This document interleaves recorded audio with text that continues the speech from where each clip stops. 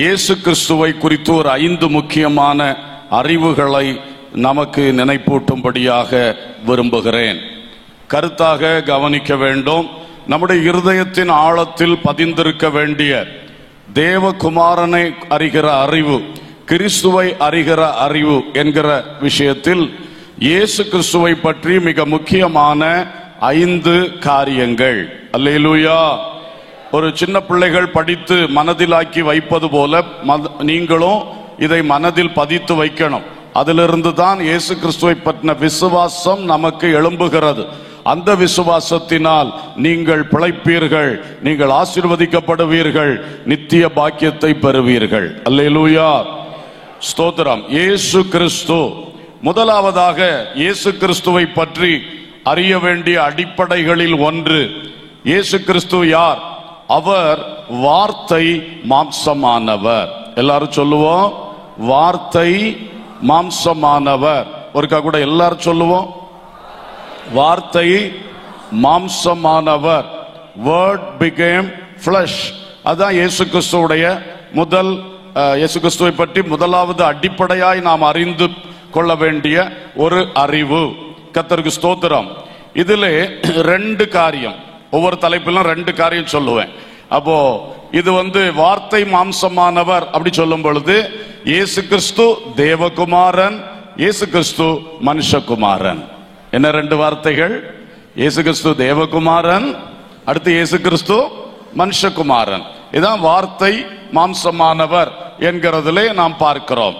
இதற்கு வசனங்களில் அநேக ஆதாரங்கள் இருக்கும் பொழுது யோவான் சுவிசேஷம் 1ஆம் அதிகாரம் முதல் 3 வசனங்களை மைக்கிலே வாசியுங்கள். யோவான் 1 முதல் 3 வசனங்கள்.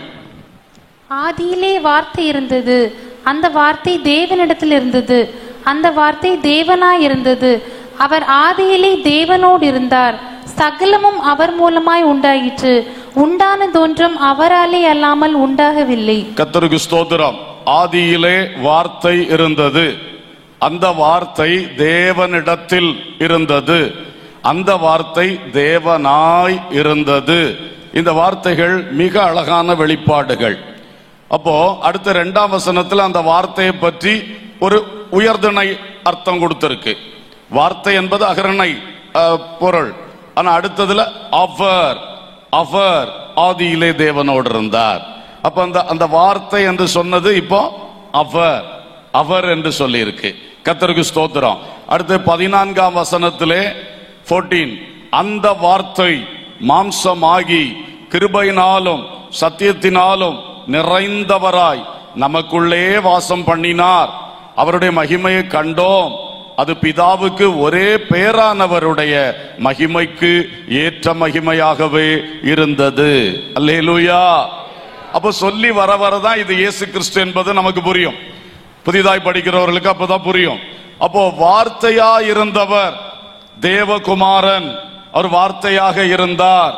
ஆனால் குறிப்பிட்ட நாளிலே பிதாவின் சித்தம் செய்வதற்காக தன்னை அர்ப்பணித்த காரணத்தினாலே அவர் கன்னிமரியாளுடைய வயிற்றிலே அந்த வார்த்தை ஒரு மாம்ச உருவம் பெற்றார். அல்லேலூயா.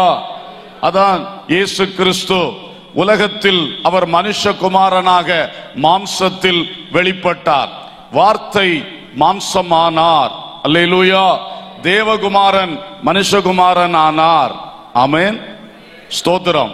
தேவகுமாரன் மனுஷகுமாரன் ஆகி சிலுவையில் பலியாக மரித்து உயிர்த்து மனுஷகுமாரர்களாகிய நம்மை தேவகுமாரர்களாய் மாற்றுகிறார். எப்படி?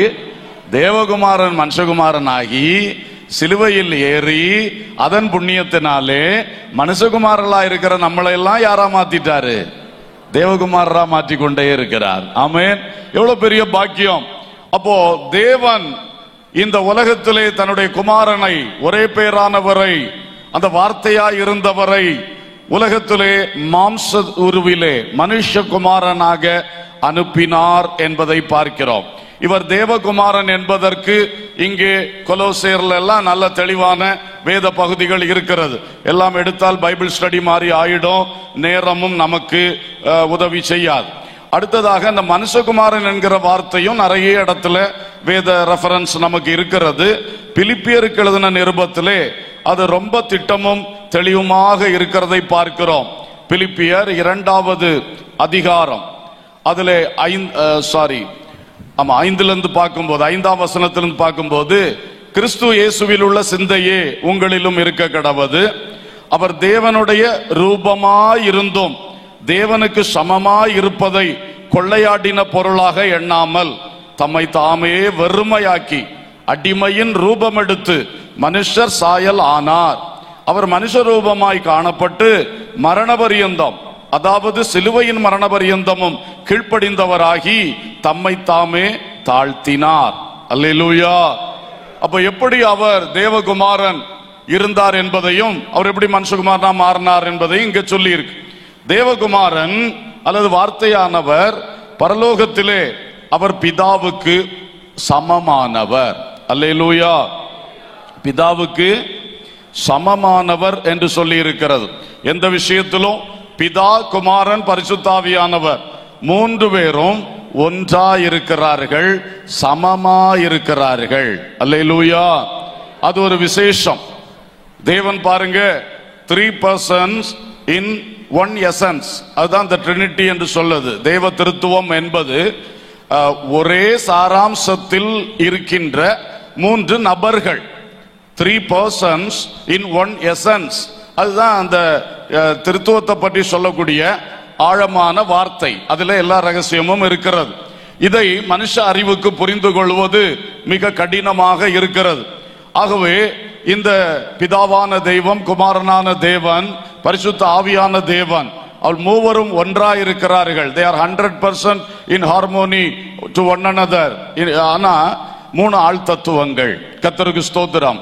அதிலே பாருங்கள், பிதாவோடு ஒப்பாக, பிதாவுக்கு என்ன அதிகாரம் இருக்கோ எல்லாமே குமாரனுக்கும் இருக்கிறது, எல்லாமே பரிசுத்தாவியானவருக்கும் இருக்கிறது. இவர் இங்கே சொல்லப்பட்டிருக்கிறது, பிதாவுக்கு சமமாய் இருப்பதை கொள்ளையாடின பொருளாக எண்ணாமல். ஏன் சொல்லியிருக்கு? அதையும் வெறுமையாக்கிட்டு தான் மனுஷகுமாரனா வந்தார். அல்லேலூயா. அப்ப பிதாவுக்கு சமமா இருப்பதை அவர் கொள்ளையாடுற பொருளா நினைச்சிருந்தார், அதை விட்டு வந்திருக்க மாட்டார். ஒரு 33.5 ஆண்டுகள் அதை விட்டு, அதை வெறுமையாக்கி விட்டு தான் உலகத்துல வந்தார். அப்ப உலகத்துல அவர் வந்த பிறகு ஒரு சாதா மனுஷனை போல வாழ்ந்து, அவருடைய பிறப்பு அதிசயம், அது கன்னி பிறப்பு. அப்புறம் அவருடைய வளர்ப்பு பாருங்க, எல்லா மனிதரை போல வளர்க்கப்பட்டு, அப்புறம் அவருக்கு அந்த காலம் வந்த பொழுது அவர் யோர்தான் நதியில் ஞான ஸ்நானம் பெற்று கரை ஏறி நின்ற உடனே பரிசுத்த ஆவியானவர் அவர் மேல் வந்து இறங்கினார். அல்லேலூயா. இவர் பரிசுத்த ஆவியானவருக்கு சமமானவர், இவர் பிதாவுக்கு சமமானவர். ஆனா அன்றைக்கு ஆண்டவர் வைத்த ஒழுங்கின்படி இவர் அதெல்லாம் வெறுமையாக்கிட்டு இங்க வந்திருக்கிறார். வந்த பிறகு நம்மை இப்பொழுது நிரப்புவது போல அன்றைக்கு இயேசுவாகிய மனுஷகுமாரனை பரிசுத்த ஆவியினால் நிரப்பினார். அல்லேலூயா. அப்போஸ்தலர் 10:38 படிக்கிறோம், பிதாவானவர் நசரேயனாகிய இயேசுவை வல்லமையினாலும் பரிசுத்த ஆவியினாலும் அதிகமாய் நிரப்பி இருந்தார். ஆமென். அவர் வியாதியை சுகமாக்கிறவராய், அவர் ஜனங்களுக்கு நன்மை செய்கிறவராய் சுற்றி திரிந்தார். அப்போ தன்னுடைய அந்த அதிகாரத்தை எல்லாம் அங்க தேவகுமாரன் வார்த்தை அப்படி உள்ள அதிகாரத்தை எல்லாம் அங்க இறக்கி வச்சுட்டு வெறுமையாக்கிட்டு கீழே வந்து பரிசுத்த ஆவியினால் நிரப்பப்பட்டு அந்த ஆவியின் பலத்தோடு ஊழியங்களை செய்தார். அல்லேலூயா. அப்ப அதான் சொல்லி இருக்கு, அவர் பிதாவுக்கு சமமா இருப்பதை கொள்ளையாடின பொருளாய் எண்ணாமல் தம்மை தாமே வெறுமையாக்கி, he emptied himself of all the heavenly authority, அந்த அதிகாரங்களை எல்லாம் வெறுமையாக்கி விட்டு அடிமையின் ரூபம் எடுத்து, எஜமான் சிருஷ்டிகர், ஆனா இப்ப என்ன ரூபம் எடுத்திருக்காரு சொல்லுங்க?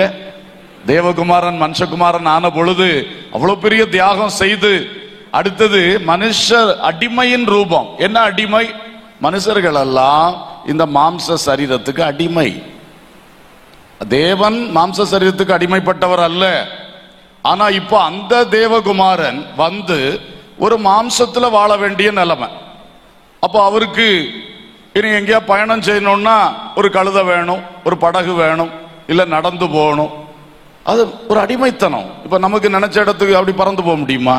முடியாது. இந்த சரீரம் ஒத்துழைச்சாதான் எல்லாம் செய்ய முடியும். சாப்பிடாட்டா இந்த சரீரம் ஒத்துழைக்காது. நிறைய பிரச்சனை இருக்கு சரீரம் விஷயத்துல.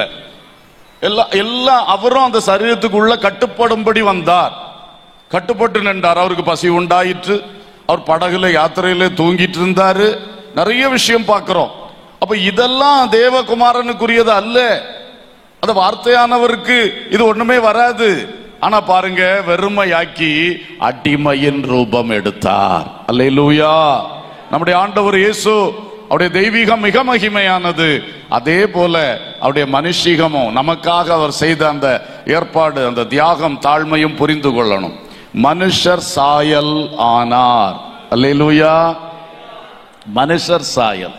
இவர் தான் மண்ணிலிருந்து மனுஷனை உண்டாக்கினார். பிதா, குமாரன், பரிசுத்தாவியானவர். அதே வேளையில் இப்போ தான் உண்டாக்கின மனுஷனுடைய சாயல்ல அவர் மாறுறார். இதான் மனுஷகுமாரன். அடுத்து இன்னும் சொல்லி இருக்கு, அவர் மனுஷ ரூபமாய் காணப்பட்டு மரண பரியந்தம் தம்மை தாழ்த்தினார். இந்த இடம் ரொம்ப பெரிய இடம். கடவுள் மரிக்கலாமா? இன்னைக்கும் நிறைய பேருக்கு கேள்வி. இயேசுவை கடவுள் சொல்றீங்களே, என்னத்துக்கு மரிச்சாரு? அவர் தன்னைத்தானே காப்பாற்ற முடியாதா? இது அன்னைக்கே அவனை கேட்டான் சிலுவைக்கு முன்னால வச்சு, நீர் தேவகுமாரன் ஆனால் இப்பொழுது சிலுவையிலிருந்து என்ன பண்ணும்? இறங்கி வாரம். இது தெய்வீகத்தை குறித்த காரியம் அறியாமல், தேவ திட்டத்தை அறியாமல் உள்ளவர்கள் பேசுகிற காரியம். இன்னைக்கும் நிறைய பேர் பேசுறாங்க. ஆனா அவர் அந்த அளவுக்கு தாழ்த்தினார், மரண பரியந்தம் தாழ்த்தினார். ஏன் மரணம் அடையணும்? அவர் நம்மளுக்கெல்லாம் ஜீவன் தரணும்னா, நம்மளுக்கெல்லாம் நித்திய ஜீவன் தரணும்னா அவர் மரணத்தை ருசி பார்க்கணும். ஆமென். அதுக்குத்தான் அவர் பிதாவிடத்திலிருந்து இறங்கி வந்தார். அந்த சிலுவையில் வேற யாராலையும் நிறைவேற்ற முடியாத பலியை நிறைவேற்றுறதுக்கு தான் இயேசு இறங்கி வந்தார். அதான் அடுத்து சொல்லி இருக்கு, மரண பரியந்தம். அதாவது சிலுவையின் மரண பரியந்தமும் கீழ்ப்படிந்தவராகி தம்மை தாமே தாழ்த்தினார். எங்கே இருந்து இறங்கி வந்தார்? ஸ்டெப் ஸ்டெப்பா அவருடைய அந்த தாழ்மை சொல்லப்பட்டிருக்கு. மரண பரியந்தம் தாழ்த்தினார். அதாவது சிலுவையின் மரண பரியந்தம். அப்படி சொன்னா சிலர்லாம் பார்த்தா ராத்திரி தூங்கினாரு, காலையில எழும்பல, நல்ல மரணம், படுத்திருந்தால போயிட்டார், யாரையும் கஷ்டப்படுத்தாம போயிட்டார், கஷ்டப்படாம போயிட்டார், இப்படி எல்லாம் சொல்லுவோம். இயேசுக்கு மரணம் எப்படிப்பட்ட மரணம் தெரியுமா? தெரியாதா? இயேசுக்கு மரணம் எப்படிப்பட்ட மரணம்? அடி, கசை அடி, ஆணிகளால் குத்துனாங்க, பொற்கிரீடம் வச்சு அடிச்சாங்க. மொத்தத்துல சரீரத்தை அடிச்சு கிழிச்சு சிலுவையில அரைஞ்சு தொங்க விட்டுட்டான்னு. இது எப்படிப்பட்ட துர்மரணம் இல்லையா? நம்ம ஊர்ல எப்படி ஒரு மரணம்னா அது என்ன மரணம்? நீங்க என்ன வாயை திறக்கப்படாதா? என்ன மரணம் அது? ரொம்ப மோசமான மரணம். அப்ப சிலுவையின், அதான் சொல்லியிருக்க, அதாவது சிலுவையின் மரண பரியந்தம் தாழ்த்தினார். சாதா மரணம் அல்ல, பயங்கரமான ஒரு மரணம். உலகத்துல ஒரு பெரிய ஒரு கைதிக்கு கொடுக்கப்பட்ட தூக்கு தண்டனை மாதிரி உள்ள சிலுவை தண்டனை. ஏன் இவ்வளவு தூரம் தாழ்த்தினார்? நமக்கு தெரியும், நம்ம எல்லாம் ரட்சிக்கதற்காக. அல்லேலூயா. சரி, அப்ப இதுல ஃபர்ஸ்ட்ல நமக்குள் பதிய வேண்டிய விஷயம் இதுதான். இயேசு கிறிஸ்து அவர் வார்த்தையா இருந்தவர், தேவகுமாரன். அவர் என்னைக்கும் தேவகுமாரன் தான். அந்த தேவகுமாரன் மாம்சத்திலே மனுஷகுமாரனாக வந்தார். அப்ப தேவகுமாரன் என்று சொல்லும் பொழுது அவருக்கு சகல அதிகாரம் இருக்கு. அவர் இன்னும் சொல்றாரு, நியாயம் தீர்க்கிற அதிகாரத்தை பிதா எனக்கு கொடுத்திருக்கார். சிருஷ்டிப்பு முதல் எல்லா அதிகாரத்திலும் அவரும் பங்களித்து கொண்டுதான் இருக்கிறார். அவர் இந்த நட்சத்திரங்களை எல்லாம் பெயர் சொல்லி அழைக்கிறாராம், அதில் ஓடு பாதையில ஓட வைக்கிறாராம். எல்லாவற்றையும் செயல்படுத்துறது இயேசு.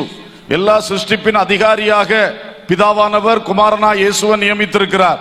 அவ்வளவு பெரிய அதிகாரம் உள்ள இயேசு, பிதாவுக்கு சமமா இருந்த இயேசு, ஒரு 33 வருஷங்களுக்கு எல்லாத்தையும் வெறுமையாக்கி வச்சுட்டு அவர் இந்த உலகத்துல மனுஷகுமாரனாக வந்தார். அல்லேலூயா. இயேசுவின் தெய்வீகத்தை தெளிவா புரிந்திருக்கணும், இயேசுவின் மனுஷிகத்தையும் தெளிவா புரிந்திருக்கணும். இதை சரியா புரியாதனால நிறைய துருபதேசங்கள் இன்றைக்கு நடமாடி கொண்டிருக்கிறது. ஏகோபா சாட்சிகள் என்ற ஒரு குரூப் உங்க வீடுகளுக்கு தேடி வருவார்கள். சில வேளை அவள் இயேசுவை வரும் மனுஷன் என்று எடுத்துக் கொள்ளுகிறார்கள். இயேசுடைய தெய்வீகத்தை அவர்கள் அறியவில்லை, புரியவில்லை. கர்த்தருக்கு ஸ்தோத்திரம். இயேசுவின் நாமத்து கூட்டம் என்று பல்வேறு குழுக்கள் வந்து கொண்டிருக்கின்றன வீடுகளை தேடி. அவர்கள் இயேசுதான் பிதா, பிதா தான் இயேசு, இயேசுதான் பரிசுத்தாவி, பரிசுத்தாவி தான் இயேசுன்னு ஒரு அந்த திருத்துவத்தை மறுதலித்து அப்படி பேசிக் கொண்டிருக்கின்றார்கள். எப்படி ஒரு பெரிய குரூப் இருக்கிறது. நீ செவன்த் டே என்ற ஒரு குரூப் இருக்கிறது. அவள் புதிய ஏற்பாட்டை சரியாய் கற்றுக்கொள்ளாமல் பழைய ஏற்பாட்டில் 7ஆம் நாள் ஆராதனையில் இன்று வரைக்கும் தலைத்திருக்கிறார்கள். இப்படி பல காரியங்கள் இருக்கிறபடியினால் இயேசு கிறிஸ்துவை இரட்சகராக, ஆண்டவராக, மேய்ப்பராக பின்பற்றுகிற தெய்வ மக்கள் என்னமோ சின்ன வயசுல என்னை வளர்த்துட்டாக, இயேசுவை பின்பற்றேன், அல்லது நான் இந்த சர்ச்சுக்கு வந்தேன், வேற மதத்திலிருந்து வந்தேன், இப்படி இயேசுவை பற்றி சில காரியம் சொன்னாங்க, நான் பின்பற்றேன். அது மட்டும் போதாது. இந்த இயேசுடைய தெய்வீகம் 100க்கு 100 அவர் தெய்வீகம் நிறைந்தவர். அதே வேளையில் உலகத்துக்கு வந்த பொழுது 100க்கு 100 மனுஷ குமாரனாய் இருந்தவர். அல்லேலூயா. இதை தெளிவா நம்ம புரிஞ்சிருக்கணும். இந்த கான்செப்ட் நமக்குள்ள ஆழமா பதிஞ்சிருக்கணும். எங்கள் இயேசு அவர் தேவன். அல்லேலூயா. தேவனுக்கு சமம். அவர் திருத்துவத்தில் நடுநாயகம். அவர் தேவகுமாரன், வார்த்தை எண்ணப்பட்டவர். இதுல தெளிவாக இருக்க வேண்டும். அல்லேலூயா, ஸ்தோத்திரம். அதே வேளையில் பிதா, குமாரன், பரிசுத்தாவியானவர் செய்கிற கிரியைகள்ல வித்தியாசம் இருக்கிறது. கிரியைகள்ல வித்தியாசம் இருக்கிறது. அதையும் புரிந்து கொள்ளணும். சில யெகோவா இவங்க இருக்காங்கல்ல, இந்த யெகோவா சாட்சிகள்லாம் சொல்றது இயேசு உருவாக்கப்பட்டவர்னு சொல்லுவாங்க. இயேசு சிருஷ்டிக்கப்பட்டவர் அல்ல. என்றைக்கு தேவன் இருக்கிறாரோ அன்றைக்கே இயேசு தேவனோடு இருக்கிறார், தேவனாக இருக்கிறார். ஆமென். அவரை பிதாவானவர் பிறப்பிக்கல, அவரை உருவாக்கவும் இல்லை. அவர் தேவனோடு, he is part of the Trinity from இது eternity to eternity, நித்தியத்திலிருந்து நித்தியம் வரைக்கும் அவர் தேவன், தேவகுமாரன், வார்த்தை. அல்லேலூயா. இந்த விசுவாசத்தை நல்லா பதிச்சுக்குங்க. அது மாதிரி அவர் இறங்கி வந்தார். அந்த 33 வருஷம் தான் அவர் மனுஷகுமாரனா இருந்தார். அதுக்கு பிறகு இதே பிலிப்பியர்ல தொடர்ந்து வாசித்தா தெரியும். அந்த 10வது வசனம் 8 வரைக்கும் வாசித்தேன் இல்ல, தாழ்த்தினார். 9, ஆதலால் தேவன் எல்லாவற்றுக்கும் மேலாக அவரை உயர்த்தி இயேசுவின் நாமத்தில் வானோர், பூதலத்தோர், பூமியின் கீழானோருடைய முழங்கால் யாவும் முடங்கும்படிக்கும், நாவுகள் யாவும் அறிக்கை பண்ணும்படிக்கும் அவருக்கு உயர்ந்த நாமத்தை கொடுத்தார். அல்லேலூயா. ஏற்கனவே அவர் பிதாவுக்கு சமந்தான். ஆனா இந்த ஒரு பெரிய ஒரு ப்ராஜெக்ட் அவர் பண்ணார், மனுக்குலத்துக்காக ரட்சிப்பின் ப்ராஜெக்ட். அத அவர் 33 வருஷம் அதுக்காகவே அங்க லீவ் போட்டுட்டு வந்த மாதிரி எல்லாத்தையும் வெறுமையாக்கிட்டு இறங்கி வந்து இந்த பூமியில வாழ்ந்து இந்த சிலுவையில வெற்றி சிறந்த பிறகு மரித்து உயிர்த்தெழுந்து பரலோகத்து போன உடனே அவரை பிதாவானவர் மிகவும் கனம் பண்ணினார். அல்லேலூயா. வலது பாரிசத்தில் உட்காரும்படி செய்தார். இந்த வானோர், பூதலத்தோர், பூமியின் கீழானோர், வானோர்னா தூதர்கள், பூமியில் உள்ளவர்னா மனிதர்கள், பூமியின் கீழானோர்னா பிசாசுகள், அனைவரும் முழங்கால் படியிடும் நாமத்தை கொடுத்தார். அல்லேலூயா. அனைவருடைய நாவுகளும் அறிக்கை பண்ணும் நாமத்தை கொடுத்தார். சோ இயேசு தேவகுமாரன், மனுஷகுமாரன், வார்த்தை மாம்சமானவர். ஆமென். இரண்டாவதாக இயேசு ரட்சிப்பின் அதிபதி. சொல்லுங்க, எல்லாருமே சொல்லணும், சொன்னாலே ஆசீர்வாதம். இயேசு ரட்சிப்பின் அதிபதி.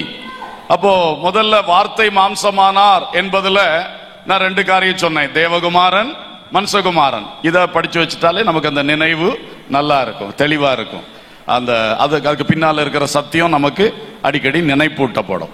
இதே மாதிரி அவர் ரட்சிப்பின் அதிபதி அப்படி சொல்லும் போது 2 வார்த்தை, அவர் மரித்தார், அவர் உயிர்த்தார். என்ன வார்த்தை? அவர் மரித்தார், அவர் உயிர்த்தார். இந்த 2க்குள்ளதான் அந்த ரட்சிப்பின் கிரியை நிறைவேற்றப்பட்டது. ஆமென். சோ அவர் ரட்சிப்பின் அதிபதி, வார்த்தை மாம்சமானவர். இரண்டாவது அவர் யாரு? சொல்லுங்க, கொஞ்சம் வாயை திறந்து பழகுங்க. இரண்டாவது அவர் யாரு? சத்தமா சத்தமா சொல்லுங்க. அல்லேலூயா. சரி, இந்த ரட்சிப்பின் அதிபதி நமக்காக மரித்தார், நமக்காக உயிர்த்தார். வாசியுங்கள் ரோமர் 8:34. ரோமர் 8:34 வாசிப்போம். ஆக்கினைக்குள்ளாக தீர்க்கிறவன் யார்? கிறிஸ்துவே மரித்தவர், அவரே எழுந்தும் இருக்கிறவர், அவரே தேவனுடைய வலது பாசத்திலும் இருக்கிறவர், நமக்காக வேண்டுதல் செய்கிறவரும் அவரே. அல்லேலூயா. ஒரே வசனத்துல அழகா சொல்லி இருக்கு, இயேசுவே மரித்தவர், இயேசுவே உயிர்த்தவர். ஆமென். சோ இயேசு மரித்ததனால், இயேசு உயிர்த்ததனால் நமக்கு ஒரு பெரிய ஒரு ரட்சிப்பின் கிரியை நடக்கிறது. எபிரேயர் 2:10 அவர் ரட்சிப்பின் அதிபதி என்கிற அந்த வார்த்தை இருக்கிறது. ரட்சிப்பின் அதிபதி, captain of the salvation, captain of our salvation. ரட்சிப்பின் அதிபதியாக பரலோகத்தின் தேவன் அவரை நியமித்துத்தான் இந்த உலகத்துக்கு அனுப்பினார். ஆமென். பாருங்கள், மனுஷன் தேவன் அவனை பூர்ணமுள்ளவனா படைத்தார், தேவ சாயலோடு படைத்தார். ஆனா அந்த ஏதேன் தோட்டத்தில் வச்சு அந்த சர்ப்பத்தை பயன்படுத்தி வந்த அந்த பிசாசானவனுடைய ஆலோசனையில விழுந்து போனான். மனுஷன் தேவனை விட்டு விலகி போனான். அப்புறம் தேவன் அவனை தேடி வந்தார். ஆதாமே, நீ எங்கே இருக்கிறாய் என்று சொல்லி தேடி வந்து சில தற்காலிக ஒழுங்குகளை செய்தார். தோட்டத்தை விட்டு வெளியாக்கிட்டார். ஜீவ விருட்சத்தின் கனியை புசிக்க கூடாமல் செய்து விட்டார். ஆனா அதுக்கு பிறகு பல தீர்க்கதரிசிகளை எல்லாம் அனுப்பி அவர்களுக்கு எச்சரித்து தேவனை நோக்கி பார், தேவன் அண்டை வா, தேவனுக்கு பிரியமாய் வாழன்னு சொல்லி நடத்திட்டே வந்தார். மோசே மூலம் நியாயப்பிரமாணத்தை கொடுத்தார். இப்படி எல்லாம் வந்தது. ஆனா பாருங்க, கடைசியிலே காலம் நிறைவேறின பொழுது அவர் தம்முடைய குமாரனை இந்த உலகத்துக்கு மனுஷகுமாரனாய் அனுப்பினார். அவர் தான் வந்த நோக்கத்தை மக்களுக்கு உபதேசித்தார். அதுக்கு பிறகு சிலுவைக்கு தன்னை ஒப்பு கொடுத்தார். சிலுவையிலே அவரை பிடித்து ஆணிகளால் அடித்து கொலை செய்தார்கள். அப்ப இயேசு மரித்தது எதற்காக என்று கேட்டால், பாவம் மன்னிப்பு வர வேண்டும்னா ரத்தம் சிந்தப்படணும். அதனாலதான் பழைய ஏற்பாட்டில் ஆடு, மாடு, புறா குஞ்சு போன்றவைகளுடைய இரத்தத்தை சிந்தி பலி செலுத்தி, அதனால் ஒரு மனுஷன் செய்த பாவத்தை ஆண்டவர் மன்னிக்கிறதும், ஒரு ஊர் செய்த பாவத்தை மன்னிக்கிறது, ஒரு தலைவர் செய்த பாவத்தை மன்னிக்கிறது, ஒரு ஆசாரியன் செய்த பாவத்தை மன்னிக்கிறது, இதெல்லாம் பிரமாணம் நம்ம பைபிள்ல இருக்கு. அந்த முதல் 5 புத்தகங்கள்ல அந்த பழைய ஏற்பாடு இருக்கு. அதன்படி ரத்தம் சிந்துதல் இல்லாமல் பாவ மன்னிப்பு கிடையாது. ஆனா இப்படி ஒவ்வொருத்தனும் பாவம் செய்யறதுக்கு ஒவ்வொரு ஆடை கொண்டு வந்து, மாடை கொண்டு வந்து இப்படியே செய்துட்டு இருக்கிறது. அதெல்லாம் நிறுத்துறதுக்கு தான் தன் குமாரனை அனுப்பி அவருடைய பரிசுத்தமான ரத்தம் இந்த பூமியிலே மனிதனுக்காக சிந்தப்படும்படி செய்து, அந்த இயேசு கிறிஸ்துவின் ரத்தத்தினாலே எல்லா மனிதருக்கும் பாவ மன்னிப்பை உண்டு பண்ணினார். அல்லேலூயா. அப்ப இனி மிருகபலி தேவையில்லை, இனி பறவை பலி தேவையில்லை, நரபலி அன்னைக்கும் இன்னைக்கும் தேவையே இல்லை. ஆனாலும் இன்றைக்கு மனிதர்கள் இதை செய்து கொண்டிருக்கிறார்கள். அது தங்களை படைத்த தேவனுடைய திட்டத்தை அறியாதபடியினால். ஆனா தேவனுடைய மகிமையான திட்டம் இயேசு கிறிஸ்துவை சர்வ லோகத்தினுடைய எல்லா மனிதர்களுடைய ரட்சிப்புக்கு அதிபதியாய் மாற்றுவது. அல்லேலூயா. இன்றைக்கு பல மதங்களுடைய புத்தகங்களில் இயேசுவை பற்றி எழுதியிருக்கிறதை நிறைய பேர் எடுத்து அதை விளம்பரப்படுத்துறாங்க. பல மதங்கள் அது சொல்லுது, பிரஜாபதி இவர்தான், அவர் மரத்திலே தூக்கி கொலை செய்யப்படணும், மரத்திலே கொலை செய்யப்படணும். அப்படி அந்த பிற மதங்கள், பைபிள் அல்ல, பிற மதங்கள் மனுக்குலத்துக்கு ஒரு ரட்சிப்பு என்றால் இப்படிப்பட்ட ஆளால தான் உண்டாகும்னு எழுதி வச்சிருக்காங்க. ஆனா அவங்களே அதை விசுவாசிக்கல. அது இயேசுன்னு அவங்க என்ன செய்யல, விசுவாசிக்கல. அந்த மதங்களுடைய கூற்றுப்படியும் சரி, பைபிள் மிக தெளிவா சொல்லுது, ஓப்பனா சொல்லுது, அழகா சொல்லுது. இந்த பைபிளுடைய சத்தியத்தின்படி இயேசு கிறிஸ்து ஒருவரே ஆதாமின் சந்ததி முழுமைக்கும் ரட்சிப்பின் அதிபதியானவர். இதுக்கு மேல ஒருத்தர் இல்லை. பெரிய பெரிய மகான்கள் எல்லாம் சாகும் பொழுது சொன்னார்கள், நான் தேவம் அல்ல என்று சொல்லிவிட்டு மரித்தவர்கள் உண்டு. நான் மோட்சத்து போறதுக்கு வழி இல்லை அப்படி சொல்லி மரித்தவர்கள் உண்டு. நான் அந்த வழியை இன்னும் கண்டுபிடிக்கலன்னு சொல்லி ஊருக்கெல்லாம் பிரசங்கம் பண்ணி ஊரெல்லாம் ஏமாத்திட்டு கடைசியில் நான் இன்னும் அந்த வழியை கண்டுபிடிக்கலன்னு சொல்லி மரிச்ச ஆட்கள் இருக்கிறார்கள். அப்போ எந்த இயேசுவுக்கு வெளியே வேறொரு ரட்சிப்பின் மார்க்கம் இல்லை. இயேசுவுக்கு வெளியே பரலோகத்து போறதுக்கு ஒரு வழி இல்லை. இயேசு தெளிவா சொன்னார், நானே வழியும் சத்தியமும் ஜீவனுமாய் இருக்கிறேன், என்னாலே அல்லாமல் ஒருவனும் பிதாவினிடத்தில் வர முடியாது. ஆமென். சோ எந்த மதமும் மார்க்கமும் கொண்டு சேர்க்க முடியாது. இயேசு கிறிஸ்து ஒருவர் தான் கொண்டு சேர்க்க முடியும். ஆமென், ஹல்லேலூயா.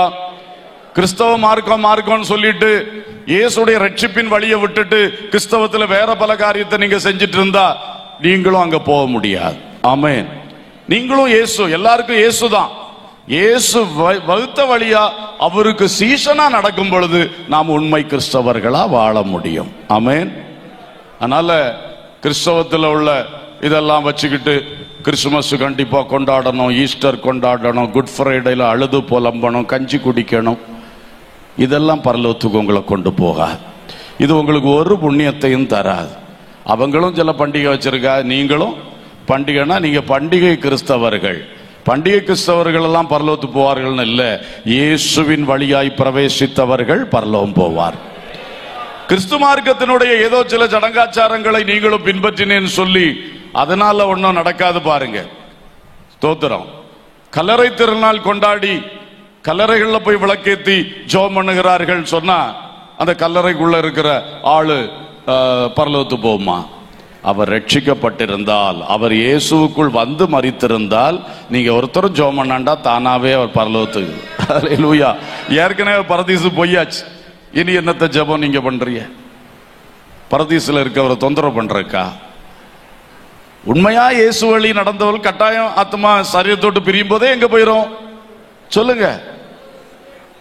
பரதீசு போயிரும், இளைப்பார் ஸ்தலத்து போயிரும். அதுக்கு பிறகு அதை யாரும் கூட்டவும் முடியாது, குறைக்கவும் முடியாது. புரியுதா? ஆகவே இப்படிப்பட்ட நிறைய காரியங்கள் கிறிஸ்து மார்க்கத்திலே சில சபை பிரிவுகள்ல இருக்கு. அதிலிருந்து வெளியே வந்து சத்தியத்துக்குள் வந்த பிள்ளைகள் திரும்பவும் அங்க போய் கையை வச்சுட்டு இருக்க கூடாது, அங்க போய் இது பண்ணக்கூடாது. நீங்க எது வேண்டான்னு விட்டீங்களோ அது கடைசி வரை வேண்டான்னே விட்டுருங்க. அல்லேலூயா. யார்ட்டையும் சண்டை போடாதீங்க, யார்ட்டையும் வாக்குவாதம் பண்ணாதீங்க.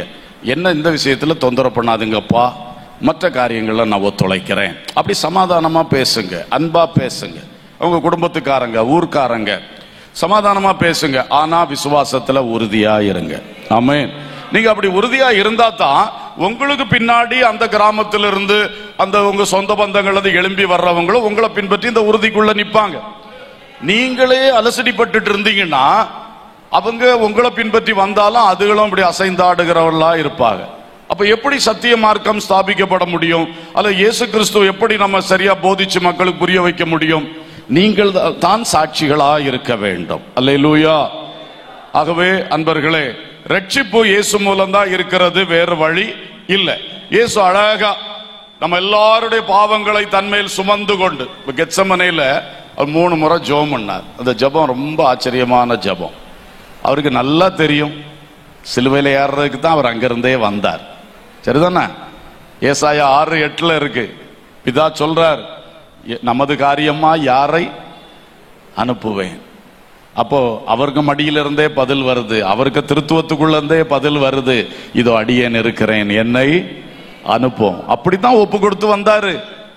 வந்த நோக்கம் அவருக்கு தெரியும். இப்ப அதுக்கு வந்தாச்சு, சிலுவை பக்கத்துல வந்தாச்சு. சீஷர்கிட்ட சொல்றாரு, இப்ப எருசலேம் போறோம், மனுஷகுமாரனை அடிப்பார்கள், சிலுவையில கொல்லுவார்கள், 3ஆம் நாள் உயிர் தழுவேன் சொல்லி இருக்கார். சொன்னவரே இப்ப என்ன ஜெபம் பண்றாரு கெத்சமனையில?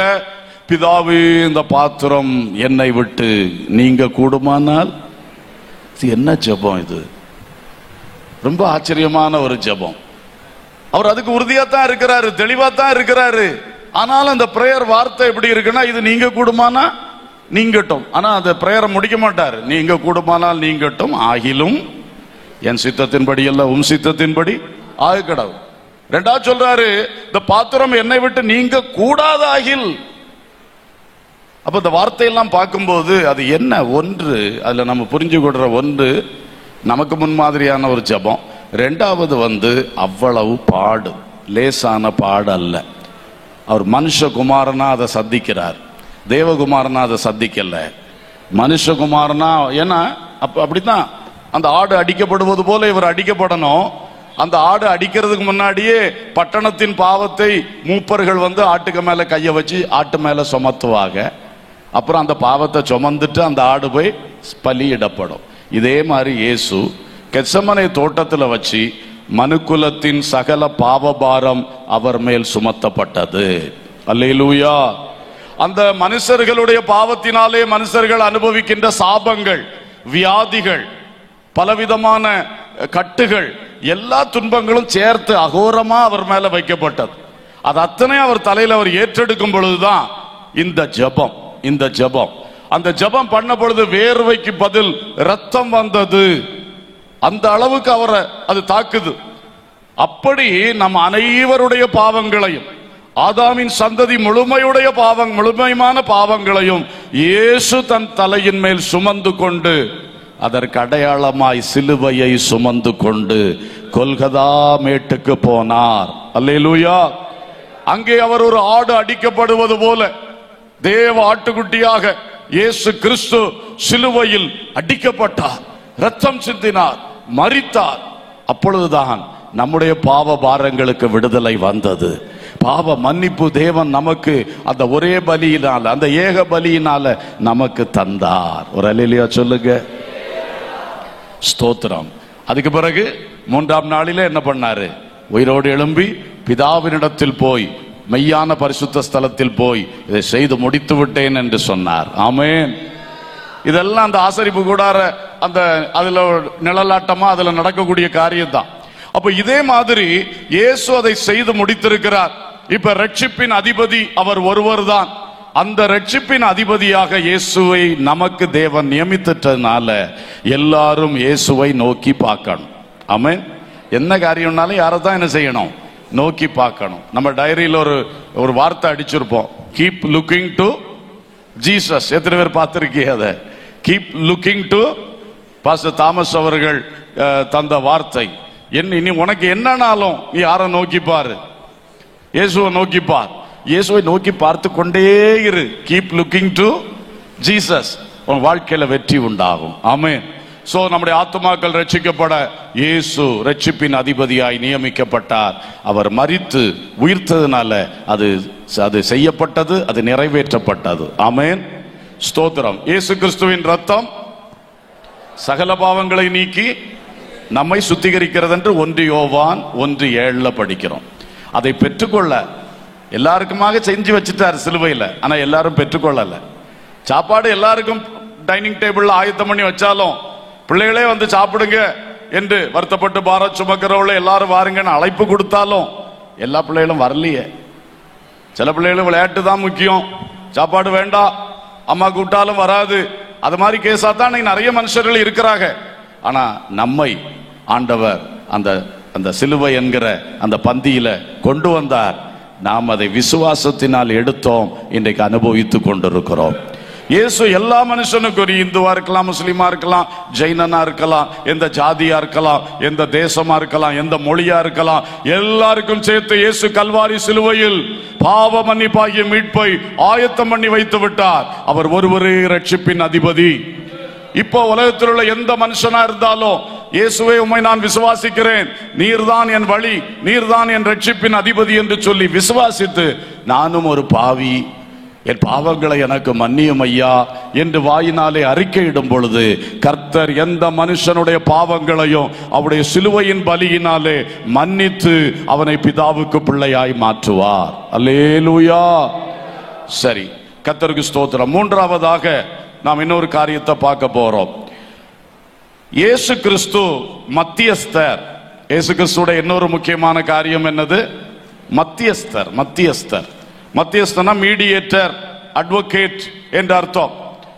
1 தீமோத்தேயு 2ஆம் அதிகாரம் வாசிங்க 5-6 வசனங்கள். தேவன் ஒருவரே, தேவனுக்கும் மனுஷருக்கும் மத்தியஸ்தரும் ஒருவரே, எல்லாரையும் மீட்கும் பொருளாக தம்மை ஒப்பு கொடுத்த மனுஷனாகிய கிறிஸ்து இயேசு அவரே. இதற்குரிய சாட்சி ஏற்ற காலங்களில் விளங்கி வருகிறது. ஆமென். மத்தியஸ்தர் ஒருவரே, அவர்தான் ஆண்டவர் இயேசு கிறிஸ்து. பிதாவை அடையும்படி அவர் தன்னைத்தான் வழி என்று சொன்னார். அதுதான் அவர் மத்தியஸ்தர். பிதாவுக்கும் மனுஷனுக்கும் நடுவுல ஒரே ஒரு மத்தியஸ்தர் தான். அது யாரு? வாய் திறந்து சொல்லுங்க. இயேசு கிறிஸ்து. அது சந்தேகமே வேண்டாம். இவர் ஒரு மத்தியஸ்தர், கூட வேற ஒரு மத்தியஸ்தர் இருப்பாரா என்று நீங்க நினைத்து பார்க்கவே வேண்டாம். பிதாவுக்கும் மனுஷனுக்கும் நடுவுல ஒரே ஒரு மத்தியஸ்தர் தான். கர்த்தருக்கு ஸ்தோத்திரம். அப்ப இயேசு மத்தியஸ்தர் அப்படி சொல்லும் போது 2 வார்த்தைகள். இயேசு பரிந்து பேசுகிறார், இயேசு பரம எருசலேமை கட்டி எழுப்புகிறார். 2 வார்த்தை. மத்தியஸ்தராக அவர் செய்யற பணியில ஒன்று பரிந்து பேசுகிறார், 2வது பரம எருசலேமை நமக்காக என்ன பண்ணி கொண்டிருக்கிறார், கட்டி எழுப்பி கொண்டிருக்கிறார். இது நம்முடைய மனதில் தங்கட்டும். இப்போ 1 யோவான் 2:1 அங்கே சொல்லி இருக்கிறது, நீங்கள் பாவம் செய்தால் உங்களுக்காக இயேசு கிறிஸ்து பிதாவின் சமூகத்தில் என்ன பண்றாரு, பரிந்து பேசுகிறவராய் இருக்கிறார் அப்படி சொல்லி இருக்கு. அப்ப இயேசுடைய பரிந்து பேசுதல் மிக முக்கியம். கொஞ்சம் கவனிங்க. இந்த பரிந்து பேசுதல பைபிள்ல பார்க்கும்போது இயேசு ஒருத்தர் தான் மத்தியஸ்தர். அதே வேளையில பரிந்து பேசுகிறதுல ஒன்று இயேசு கிறிஸ்து. இயேசு நமக்காக பிதாவின் வலது பாரிசத்திலிருந்து என்ன பண்றாரு, பரிந்து பேசுறார். அடுத்தது பரிசுத்த ஆவியானவர், அவர் நமக்குள் இருந்து வாக்கு கடங்காத பெருமூச்சுகளோடு நமக்காக என்ன பண்றாரு, வேண்டுதல் பண்றார். இந்த வேண்டுதல் என்பதும் பரிந்து பேசுறது தான். வேண்டுதல், மன்றாட்டு, பரிந்து பேசுதல் எல்லாம் ஒண்ணுதான். அப்போ இயேசு வலது பார்சத்திலிருந்து பரிந்து பேசுறார். பரிசுத்த ஆவி, யார் பரிசுத்த ஆவியை பெற்றிருக்கிறோமோ நம்ம உள்ளத்துக்குள்ளே என்ன பண்றாரு, நமக்காக பரிந்து பேசுறார். ரோமர் 8:26 அது இருக்கு. அடுத்ததாக பாருங்கள், எபிரேயர் 13ஆம் அதிகாரம் 17ஆம் வசனம். உங்களை நடத்துகிறவர்கள் உங்கள் ஆத்துமாக்களுக்கு உத்தரவாதம் பண்ணுகிறவர்களாய் விழித்திருக்கிறார்கள். அவர்கள் துக்கத்தோட அந்த விண்ணப்பத்தை செய்யாதபடி சந்தோஷமா செய்யறதுக்கு நீங்கள் அவர்களுக்கு கீழ்ப்படிந்து. இது யாரு, உங்களை நடத்துகிறவர்கள்னா நிறைய பேர் உண்டு. பெற்றோர் நடத்துகிறார்கள், ஆசிரியர்கள் நடத்துகிறார்கள், வேலை ஸ்தலத்தில் எஜமான்கள் நடத்துகிறார்கள். ஆனா இங்க நடத்துறவன் சொல்லும் பொழுது உங்கள் ஆத்துமாக்களுக்கு உத்தரவாதம் பண்ணி நடத்துகிறவர்கள், அது யாரு, உங்கள் சபை ஊழியர். பாத்தீங்களா, இது உங்களுக்கு தெரிய மாட்டேங்குது. உங்க ஆசிரியர் உங்களை நடத்துவார், ஆனா உங்க ஆத்மாவுக்கு உத்தரவாதம் பண்ண அவரால் முடியாது. வேற நிறைய பேர் உங்களை நடத்துவாங்க, ஆனா அவங்களால உங்க ஆத்மாவுக்கு என்ன செய்ய முடியாது, உத்தரவாதம் பண்ண முடியாது. ஆனா உங்களுக்காக தேவனால் நியமிக்கப்பட்ட உங்கள் சபை ஊழியர், மேய்ப்பர், அவர் உங்களுக்காக மன்றாடுவார், உங்களுக்காக ஜெபிப்பார். அந்த ஜெபம் உங்க ஆத்மாவுக்காக ஒரு உத்தரவாதம் எடுத்து ஜெபிக்கிற ஜெபம். அல்லேலூயா. இதை வேற யாரும் செய்ய முடியாது, உங்க மேய்ப்பர் தான் செய்ய முடியும். அதனால கண்டிப்பாக இதை புரிஞ்சுக்கணும். இயேசு நமக்காய் பரிந்து பேசி ஜெபிக்கிறார். 2வது பரிசுத்த ஆவியானவர் நமக்காய் பரிந்து பேசி ஜெபிக்கிறார். 3வது உங்களுக்கு நியமிக்கப்பட்டிருக்கிற மேய்ப்பர்களான சபை ஊழியர்கள் உங்களுக்காக பரிந்து பேசி ஜெபிக்கிறோம். அல்லேலூயா, ஸ்தோத்திரம். உங்களுக்கு இப்போ டிரான்ஸ்பர் ஆயிருக்கும், புதிய ஊழியர் வந்திருப்பாரு. என்னைக்கு அவர் வந்தாரோ அப்புறம் அவர் தான் உங்கள் ஆத்மாக்களுக்காக என்ன செய்வார். பழைய பாஸ்டர் அல்ல, அவருக்கு இப்ப வேற மந்தை கொடுக்கப்பட்டாச்சு, அந்த மந்தைக்கு அவர் உத்தரவாதம் பண்ணுவார். நீங்க இங்க இருந்து அங்க போன் அடிச்சிட்டு இருந்தா ஒன்னும் பெரிய விசேஷம் அல்ல, புரியுதா? உங்களுக்கு கொடுக்கப்பட்ட மேய்ப்பனோடு ஐக்கியமா இருந்து உறுதியாய் தரித்திருந்து அவர் ஜெபிக்கிறது. இப்போ ஒரு பிரச்சனைன்னா உடனே எம்எல்ஏ போய் சொல்றது, எம்பிட்ட போய் சொல்றது எல்லாம் செய்வார்கள். ஆனா அவங்ககிட்ட எல்லாம் சொன்னா அவங்க ஜஸ்ட் ஒரு ரெக்கமெண்ட் ஏதாவது பண்ணுவாங்க, அவ்வளவுதான். ஆனா நம்ம நேரடியா அந்த அதிகாரிக்கு மனு கொடுத்தா தான் நம்ம காரியம் அங்க செயல்பட ஆரம்பிக்கும். சரிதானா? அதிகாரிக்கு மனுவை கொடுக்காம சும்மா எம்எல்ஏ பிடிச்சேன் மந்திரியை பிடிச்சேன்னா அதெல்லாம் நடக்காது. நீ முதல்ல சம்பந்தப்பட்ட அதிகாரிக்கு என்ன கொடு, மனுவை கொடு. பேப்பர் வந்தவரை தான் நாங்க வேலை செய்ய முடியும், அப்படித்தானே? இதே மாதிரிதான் உங்கள் சபை மேய்ப்பர் உங்கள் ஆத்துமாக்களுக்காய் உத்தரவாதம் பண்ணி ஊழியம் செய்ய கர்த்தர் நியமித்திருக்கிறார், உங்களை நடத்த நியமித்திருக்கிறார்னா நீங்க முக்கியமான விஷயம், ஒரு ஜெப உதவி தேவைன்னா அவர்கிட்ட சொல்லணும். அவர் உங்களுக்காக ஜெபம் பண்ணட்டு. அதுக்கு மேல நீங்க சொல்லி ஜெபிக்கிற தப்பு கிடையாது. ஆனா இதை விட்டுட்டு வெளியே போய் சொன்னா அது தேவன் அங்கீகரிக்க மாட்டார். ஏன்னா தேவன் எல்லா ஒழுங்குகளை ஸ்ட்ரிக்டா கடைபிடிக்கக்கூடிய தெய்வம். அல்லேலூயா. சரி, அப்ப 3வது நம்மை நடத்துகிறவர்கள். 4வது எபேசியர் 6:18 சொல்லி இருக்கு, பரிசுத்தவான்கள் எல்லாரும் என்ன செய்யணும், அதை மட்டும் வாசிங்க.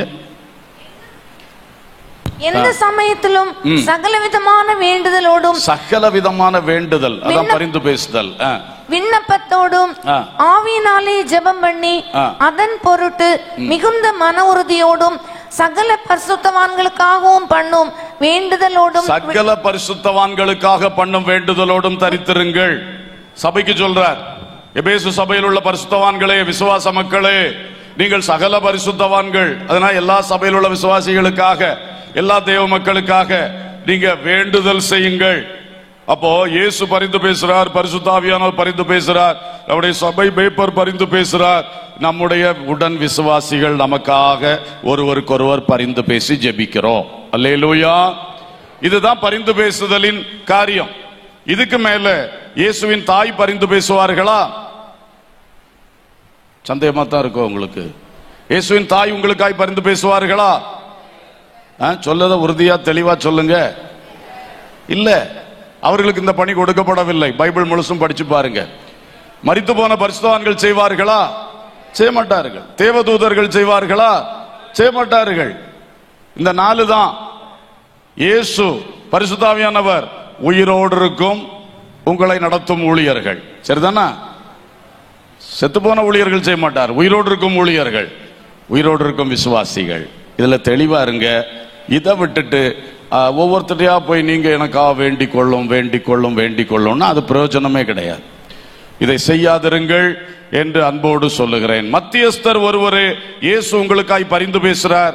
இரண்டாவது, பரிந்து பேசுறது மட்டும் இல்ல, நமக்கும் பிதாவுக்கும் நடுவுல நின்று ரத்தத்தை சிந்தி மீட்பை உண்டாக்கி அதுக்கு மேலேயும் தடுமாறுகிறவர்களுக்காய் பரிந்து பேசிக்கொண்டே இருக்கும் போதே நம்ம எல்லாம் ஒரு நாள் ஸ்தரமா நித்தியமா கொண்டு குடியேற்றுறதுக்காக பரம எருசலேமை கட்டி எழுப்பி கொண்டு வருகிறார்.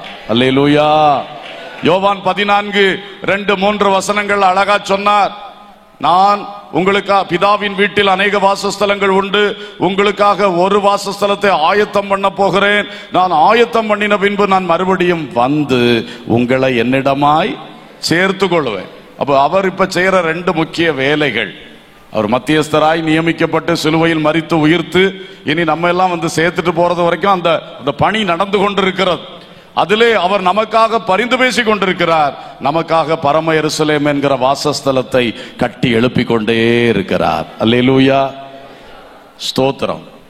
திரும்ப ஒருக்கா ரிவிஷன் எடுத்துருவோமா? ரிவிஷன். முதல்ல என்ன பேசணும் சொல்லுங்க, எல்லாரும் சொல்லுங்க. ஆமா, வார்த்தை மாம்சமானார். அடுத்தது அதுல நம்ம என்ன கவனிக்கணும்? அவர் தேவகுமாரன், மனுஷகுமாரன். இரண்டாவது, இயேசு ரட்சிப்பின் அதிபதி. அதுல இயேசு நமக்காக மரித்தார், இயேசு நமக்காக உயிர்த்தார். மூன்றாவது, இயேசு மத்தியஸ்தர். இயேசு ஒருவரே மத்தியஸ்தர். இயேசு நமக்காக பரிந்து பேசிக் கொண்டிருக்கிறார். நமக்காக பரம எருசலேமை என்ன பண்ணிக்கிட்டு இருக்காரு? ஆயத்தம் பண்ணி கொண்டிருக்கிறார். நான்காவதாக, இயேசு ராஜாதி ராஜா. அல்லேலூயா. வெளிப்படுத்தல் 19:16 சொல்லி இருக்கிறது, அவர் ராஜாதி ராஜாவும் தேவாதி தேவனும். அல்லேலூயா. அவர் ராஜாதி ராஜா, கிங் ஆஃப் ஆல் கிங்ஸ், ராஜாதி ராஜா. இயேசு கிறிஸ்து ராஜாதி ராஜா என்பதை நாம் புரிந்து கொள்ளணும். அதிலே 2 விஷயங்கள் இருக்கிறது. இப்போ ராஜாவுக்கு ஒரு வேலை, தன்னுடைய மக்களை பாதுகாப்பது அவருடைய ஒரு முக்கிய வேலை, ராஜாவுடைய முக்கிய வேலை. அடுத்தது, தன்னுடைய மக்களை கூட்டி சென்று யுத்தம் செய்து சுதந்திரிக்க வேண்டிய இடத்தை சுதந்திரிப்பது. இந்த 2 வேலை அவருக்கு முக்கியமான வேலை, இல்லையா? இப்ப இயேசு கிறிஸ்து என்கிற ராஜாதி ராஜா என்ன பண்றார் பாருங்க. 1 தெசலோனிக்கேயர் 4:16-17 வசனங்கள்ல நம்ம படிக்கும் பொழுது, கர்த்தர் தாமே ஆரவாரத்தோடும் பிரதான தூதனுடைய சத்தத்தோடும் தேவ எக்காலத்தோடும் வானத்திலிருந்து இறங்கி வருவார். அப்பொழுது கிறிஸ்துவுக்குள் மரித்தவர்கள் முதலாவது எழுந்திருப்பார்கள். பின்பு உயிரோடு இருக்கும் நாமும் அவர்களோடு கூட எடுத்துக்கொள்ளப்பட்டு ஆகாயத்தில் எடுத்துக்கொள்ளப்பட்டு இவ்விதமாய் என்றென்றைக்கும் இயேசுடன் கூட இருப்போம். ஒரு அல்லேலூயா. அவர் இப்ப பாருங்க, இஸ்ரவேல்ல யுத்தம்னா உடனே இந்தியா என்ன நினைக்கும்? இந்தியர்களை எல்லாம் காப்பாற்றி கொண்டு வந்துடணும் இந்தியாவுக்கு. உக்ரைன்ல யுத்தமா, உடனே அங்க இருக்கிற இந்தியர்களை எல்லாம் இந்திய அரசாங்கம் என்ன செய்யணும்? காப்பாற்றி வெளியே கொண்டு வந்துடணும். அங்க உள்ள வச்சிருக்க கூடாது, வெளியே கொண்டு வந்துடணும். எந்த தேசமும் இதுக்கு தான் முயற்சி எடுக்கும். உடனே தன் செலவிலே பிளைட்ஸ் அனுப்பி வந்துருங்கன்னு தூக்கிட்டு வந்துருவாங்க மேக்சிமம். அப்போ இயேசு கிறிஸ்து இந்த உலகத்திலே அந்தி கிறிஸ்துவுக்கு ஒரு ஆட்சி காலம் உண்டு, 7 வருஷம். அதை அவர் கொடுக்கும் பொழுது இந்த அந்தி கிறிஸ்துடைய ஆட்சிக்கு நம்ம தேவ பிள்ளைகள் உட்பட்டு விடாமல் இருப்பதற்கு நம்ம இந்த பூமியிலிருந்து எடுத்து கொண்டு போகிறதற்கு அவர் வருகிறார். அல்லேலூயா. இது அவருடைய ரகசிய வருகைன்னு சொல்றோம். இரண்டாம் வருகையின் முதல் பகுதி அது அவர் பூமிக்கு வருகிறது இல்லை, அவர் ஆகாயத்தில் வருவார். அப்பொழுது கிறிஸ்துவுக்குள் மரித்த பிள்ளைகள் உயிரோடு எழும்பி இயேசுவோடு சேர்க்கப்படுவார்கள். அந்த நேரத்தில் ஜீவனோடு இருக்கிறவர்கள், கிறிஸ்துவுக்குள் வாழுகிறவர்கள் நாமும் எடுத்துக்கொண்டு இயேசுவோடு சேர்க்கப்படுவோம். அப்ப அந்தி கிறிஸ்துவின் ஆட்சி என்கிற பயங்கரத்துக்கு ராஜா தன்னுடைய பிரஜைகளை விட்டு கொடுப்பதில்லை.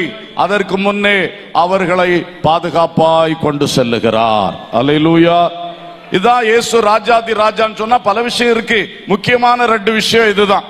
இயேசு ராஜாதி ராஜா தன்னை விசுவாசித்த பிள்ளைகளை, தன்னை பின்பற்றுகிற சீஷர்களாகிய தேவ மக்களை அந்தி கிறிஸ்துவின் ஆட்சிக்குள்ள விடாம அதுக்கு முன் ரகசியமாய் எடுத்துக் கொள்ளுகிறார். அல்லேலூயா. அடுத்தது பாருங்க, 2வது 7 வருஷம் கழிச்சு அவர் திரும்ப வருகிறார். அப்போ பூமிக்கு வருவார். அப்போ எடுத்துக்கொண்டு போன பரிசுத்தவான்களாகிய நம்மளையும் கூட சேர்த்து கொண்டே தான் வருவார். எதுக்கு வர்றாரு? அர்மகதோனில் யுத்தம் செய்து பூமியை பாழாக்கின வலுசர்ப்பத்தை சிறையில் போட்டு, இந்த அந்தி கிறிஸ்து கள்ள தீர்க்கதரிசி என்றது கடைசி 7 வருஷத்துல எழும்புனானு இவனுல 2 பேரை தூக்கி அக்கினி கடல்ல போட்டு, இந்த பூமியில் இயேசு ராஜாவா இருந்து 1000 ஆண்டுகள் அரசாட்சி செய்வதற்காக தன்னுடைய பிரஜைகளாகிய நம்மோடு யுத்தம் பண்ணி இந்த முழு பூமியை தன் கையில் எடுத்து நம்மையும் கூட வைத்து ஒரு ஆட்சி நடத்த போகிறார். அல்லேலூயா. இதான் ராஜாதி ராஜா. ஒரு வசனம் வாசிப்போம் சாம்பிளா. யூதா நிருபம் 14:15. யூதா நிருபம் 14:15. ஆதாமுக்கு 7ஆம் தலைமுறையான ஏனோக்கும் இவர்களை குறித்து, இதோ எல்லாருக்கும் நியாய தீர்ப்பு கொடுக்கிறதற்கும் அவர்களில் அவபக்தி உள்ளவர்கள் யாவரும் அவபக்தியாய் செய்து வந்த சகல அவபக்தியான கிரியைகளின் நிமித்தமும் தமக்கு விரோதமாய் அவபக்தி உள்ள பாவிகள் பேசின கடின வார்த்தைகள் எல்லாவற்றின் நிமித்தமும் அவர்களை கண்டிக்கிறதற்கும் 1000 தமது பரிசுத்தவான்களோடும் கூட கர்த்தர் வருகிறார் என்று முன்னறிவித்தான். 1000 பரிசுத்தவான்களோடு கர்த்தர் வருகிறார். அல்லேலூயா. அப்ப முதல் ரகசிய வருகை பரிசுத்தவான்களுக்காக வருகிறார். ஃபார் த சைன்ஸ், அவர்களை தூக்கி கொண்டு போவதற்காக. 2வது அந்த பகிரங்க வருகை 7 வருஷம் தாண்டி நடக்கிறது, பரிசுத்தவான்களோடு வருகிறார். With the science. இந்த 2 வித்தியாசத்தையும் நீங்க நல்லா புரிஞ்சுக்கிடுங்க. இயேசுவின் வருகையில் 2 கட்டம் இருக்கிறது. முதலாவது ஆகாயத்தில் மட்டும் வருவார், அப்பொழுது பரிசுத்தவான்களுக்காக வருகிறார், நம்மை எடுத்து கொண்டு செல்லுவார். அல்லேலூயா. 7 வருஷம் பரலோகத்தில் வச்சிருப்பார். ஆட்டுக்குட்டியானுடைய கல்யாண விருந்து என்கிற காரியம்லாம் நடக்கும். அதுக்கு பிறகு அடுத்த 7 வருஷம் முடிஞ்ச உடனே இந்த அந்தி கிறிஸ்து கள்ள தீர்க்கதரிசி வலுசர்ப்பம் எல்லாத்துக்கும் முடிவு கட்டும்படி ஆண்டவர் நம்மோடு இறங்கி வருவார். ஹல்லேலூயா. வெண் குதிரையில் ஏறி கொண்டு வருவார்னு சொல்லி இருக்கு. நாமளும் ஒவ்வொரு வெண் குதிரைகள் ஏறி வருவோம் என்றால் அதுல ஏறி பூமிக்கு வருவோம் எல்லாம் சொல்லி இருக்கு. ஆகையினாலே இப்படி ஒரு சம்பவம் நடக்க போறது. இப்ப ராஜாதி ராஜா தன் பிரஜைகளை பாதுகாக்க, தன் பிரஜைகளோடு வெற்றி சிறந்த ஆட்சி செய்ய அவர் வரப்போகிறார். அல்லேலூயா. இங்க இயேசுவின் வருகையை குறித்து நமக்கு சொல்லி இருக்கு. கடைசியாக யாக்கோபு 5:9. யாக்கோபு 5:9. சகோதரரே, நீங்கள் நியாயந்தீர்க்கப்படாதபடிக்கு ஒருவருக்கொருவர் விரோதமாய் முறையிடாதிருங்கள். இதோ நியாயாதிபதி வாசற்படியில் நிற்கிறார். இதோ நியாயாதிபதி வாசல்படியில் நிற்கிறார். இயேசுடைய 5வது ஒரு முக்கிய விஷயம், இயேசு நியாயாதிபதி. சொல்லுங்க, இயேசு நியாயாதிபதியாக வருகிறார். நியாயாதிபதி. அப்போ ஒரு பெரிய ஜட்ஜ்மெண்ட் இருக்கிறது. ஆதாம் முதல் கடைசி வரை பிறந்த எல்லா மனிதர்களுக்கும் நான் உனக்கு ஒரு வாழ்வு தந்தேனே, வாழ்வை என்ன செய்தாய் என்று சிருஷ்டித்தவர் நியாயம் தீர்க்கிறதுக்கு ஒரு நியாய தீர்ப்பை வச்சிருக்கிறார். ஜட்ஜ்மெண்ட். அதை ஜட்ஜ் பண்ற வேலை இயேசுவே சொன்னார். பிதாவானவர் அந்த நியாய தீர்ப்பு கொடுக்கும் அதிகாரத்தை மனுஷகுமாரனு கொடுத்திருக்கிறார். அல்லேலூயா. இயேசுதான் உட்காருவார். அந்த ஜட்ஜ்மெண்ட் அது ரொம்ப முக்கியம். முக்கியமாக நிறைய ஜட்ஜ்மெண்ட் நடக்குது. நோவா காலத்தில் ஒரு ஜட்ஜ்மெண்ட் நடந்தது, அப்புறம் சோதோகோபரால ஒன்று நடந்தது. அப்பப்போ ஒரு அடி விழுது, ஒரு நியாய தீர்ப்பு நடக்கும். அது மாதிரி இயேசுடைய அந்த ரகசிய வருகையிலையும் பாருங்க, எடுத்துக்கொள்ளப்பட்ட பிறகு அடுத்தது பூமிக்கு 7 வருஷம் அடியோ அடிதான், சரியான தண்டனை கொடுப்பாரு. அப்புறம் அர்மகதோன் யுத்தத்துல வரும் பொழுதும் இந்த பார்ட்டிக்கெல்லாம் சரியான தண்டனை, நியாய தீர்ப்பும் தண்டனையும் தான். ஆனா பிறகு பாத்தீங்கன்னாக்க கடைசி நியாய தீர்ப்பு, இறுதி நியாய தீர்ப்பு வெளிப்படுத்தல் 20ஆம் அதிகாரம் 11ஆம் வசனத்திலிருந்து விளக்கமா சொல்லி இருக்கிறது. அந்த நியாய தீர்ப்பு அதுதான் கடைசியா எல்லாரையும், ஆதாம் முதல் கடைசி வரை, எந்த மதம், எந்த ஜாதி, எந்த இனம், எந்த தேசியம், எந்த மொழி, அதெல்லாம் கிடையாது. எல்லா மனுஷர்கள் எல்லாரையும் உயிரோடு எழுப்பி இயேசு தன்னுடைய வெள்ளை சிங்காசனத்துக்கு முன்னால கொண்டு நிறுத்துவார். வாசிங்க 11, 12. பின்பு நான் பெரிய வெள்ளை சிங்காசனத்தையும் அதன் மேல் வீற்றிருக்கிறவரையும் கண்டேன். அவருடைய சமூகத்திலிருந்து பூமியும் வானமும் அகன்று போயின, அவைகளுக்கு இடம் காணப்படவில்லை. மரித்தோராகிய சிறியோரையும் பெரியோரையும் தேவனுக்கு முன்பாக நிற்க கண்டேன். அப்பொழுது புஸ்தகங்கள் திறக்கப்பட்டன, ஜீவ புஸ்தகம் என்னும் வேறொரு புஸ்தகமும் திறக்கப்பட்டது. அப்பொழுது அந்த புஸ்தகங்களில் எழுதப்பட்டவைகளின்படியே மரித்தோர் தங்கள் தங்கள் கிரியைகளுக்கு தக்கதாக நியாய தீர்ப்படைந்தார்கள். ஆமென், அல்லேலூயா. ஒருவரும் தப்பி போகிறதில்லை, அவர் தெளிவாக நியாயம் தீர்ப்பார். எல்லா மரித்தோரையும் எழுப்பி அன்றைக்கு உயிரோடு இருக்கிறவனை எல்லாரையும் கொண்டு வந்து நிறுத்தி நியாயம் தீர்ப்பார். ஆமென். இப்போ நமக்கு அந்த இயேசுவின் ரகசிய வருகையிலே எடுத்துக்கொள்ளப்பட்ட நமக்கு நியாய தீர்ப்பு கிடையாது. நம்ம இயேசுவின் வருகையில ஆகாயத்தில் அவரோடு சேர்ந்துட்டா அப்புறம் எப்பொழுதும் அவருடனே கூட இருப்போம். அவர் நியாயாசனத்தில் இருந்தா நாமும் அங்கதான் இருப்போம், அவரோடு கூட தான் இருப்போமே தவிர நியாயாசனத்துக்கு முன்னால நிக்க வேண்டிய நிலைமை நமக்கு கிடையாது. நமக்கு அங்க கிறிஸ்துவின் நியாயாசனத்துக்கு முன்னால நிக்கணும்னு சொன்ன வார்த்தை எதுன்னா, அது நம்ம எடுத்துக்கொள்ளப்பட்டு மேல போன உடனே நமக்கு அவனவனுடைய கிரியைகளுக்கு தக்கதா என்ன கொடுப்பாரு? பலன் தருவார். அதையும் ஒரு விதத்துல ஒரு நியாயாசனம்னு சொல்லலாம். தண்டனையின் நியாயாசனம் அல்ல, நியாயமா பரிசுகளை கொடுப்பதற்குள்ள நியாயாசனம். அல்லேலூயா. நல்ல கிரியை செய்தவனுக்கு அதற்கேற்ற பரிசு பலன், கொஞ்சம் செஞ்சவனுக்கு அதுக்கேற்ற, அதுல ஒரு நியாயம் இருக்குல்ல, அந்த நியாயாசனம் தான். அதுலதான் நம்ம நிப்போம். அதுல இந்த மாதிரி தண்டனையின் நியாயத்திற்போ விசாரணையோ ஒண்ணு கிடையாது. அவர் என்ன செய்வார்? நம்மளுடைய கிரியைகளுக்கு தக்கதா நமக்கு பலன் தருவார். அல்லேலூயா. இதெல்லாம் முடிஞ்சுதான் நம்ம அடுத்தது 1000 வருஷம் அரசாட்சிக்கு வாரோம். அந்த 1000 வருஷம் அரசாட்சியும் முடிஞ்சு கடைசி எருசலேம் யுத்தம், அந்த 1000 வருஷம் சிறை வைக்கப்பட்ட வலுசற்பத்தை ஆண்டவர் திறந்து விடுவார் சாத்தான. அது திரும்ப ஒரு யுத்தத்தை மூட்டிடுவான். அந்த யுத்தம் தான் கடைசி யுத்தம், எருசலேம் யுத்தம். அது முடிஞ்ச பிறகுதான் ஆண்டவர் வெள்ளை சிங்காசனம் போட்டு உட்காருவார், பழைய பூமி எல்லாம் மாத்திடுவார். அப்புறம் புதிய வானம் புதிய பூமி. அவருடைய அந்த நியாய தீர்ப்புல எல்லாருக்கும் சேர்த்து நியாய தீர்ப்பு. அப்படி நியாய தீர்ப்பு கொடுத்து அதுல கீழே வாசிக்கும் பொழுது தெரியும், அந்த பாவிகள் அனைவரையும் அக்னியும் கந்தகம் எரிகிற கடலிலே தள்ளுவார். அவர்கள் சதா காலங்களிலும் இரவும் பகலும் வாதிக்கப்படுவார்கள். They will be tormented. சாதா பெர்சிக்யூஷன் அல்ல, சாதா ட்ரிபுலேஷன் அல்ல, இதெல்லாம் அதுக்கெல்லாம் மிஞ்சின ஒரு உபத்திரவம், டார்மெண்டேஷன். சதா காலமும் வாதிக்கப்படுவார்கள். அக்னியும் கந்தகம் எரிகிற கடல், அங்க வாதிக்கப்படுவார்கள். இதுதான் 2ஆம் மரணம் என்றும் சொல்லி இருக்கிறது. சோ இப்படி நியாயாதிபதியாக வரும்போது அவர் 2 காரியம் செய்வார். ஒன்று பாவிகளை தண்டிப்பார், 2வது பரிசுத்தவான்களை கனம் பண்ணுவார். அதான் நியாய தீர்ப்பு. பரிசுத்தவான்களுக்கு கனம், பாவிகளுக்கு என்ன? ஒரு வார்த்தை சொல்லப்படாதா? ரொம்ப மோசமா எல்லாம் இருக்கிய. கடமலை ஒன்று சபை கொஞ்சம் மோசம்தான், நீங்க ரொம்ப மோசம். வாயே திறக்கல. கர்த்தருக்கு ஸ்தோத்திரம். என்ன? பாவிகளை என்ன செய்வார்? தண்டிப்பார். ஸ்தோத்திரம். பரிசுத்தவான்களை என்ன செய்வார்? கனம் பண்ணுவார். வெளிப்படுத்தல் 21 அந்த வசனங்கள்ல நம்ம பார்க்கிறோம். 3, 4 பரலோகத்திலிருந்து உண்டான பெரும் சத்தத்தை கேட்டேன். அது இதோ மனுஷர்களிடத்திலே தேவனுடைய வாசஸ்தலம் இருக்கிறது, அவர்களிடத்திலே அவர் வாசமா இருப்பார், அவர்களும் அவருடைய ஜனங்களா இருப்பார்கள். தேவன் தாமே அவர்களோட கூட இருந்து அவருடைய தேவனாய் இருப்பார். அவருடைய கண்ணீர் யாவையும் தேவன் துடைப்பார். இனி மரணமும் இல்லை, துக்கமும் இல்லை, அலறுதலும் இல்லை, வருத்தமும் இல்லை, முந்தினவைகள் ஒளிந்து போயின என்று விளம்பிற்று. இதுதான் பரம எருசலேம்ல குடியேற்றுறது. பரம எருசலேம்ல பரிசுத்தவான்களாகிய நம்ம எல்லாம் கொண்டு குடியேற்றி அங்கே அவரும் நம்மோடு இருப்பார், நாமும் அவரோடு இருப்போம். ஒளிமயமான ராஜ்யம், இரவே இல்லாத, இருளே இல்லாத, பாவமே இல்லாத, தூக்கம் தேவைப்படாத, பசிதாகம் இல்லாத, வியாதி பலவீனம் வயோதிபம் ஒன்றும் வராத அருமையான ஒரு வாழ்க்கை அந்த பரம எருசலேமில் நமக்கு தருவார். அல்லேலூயா.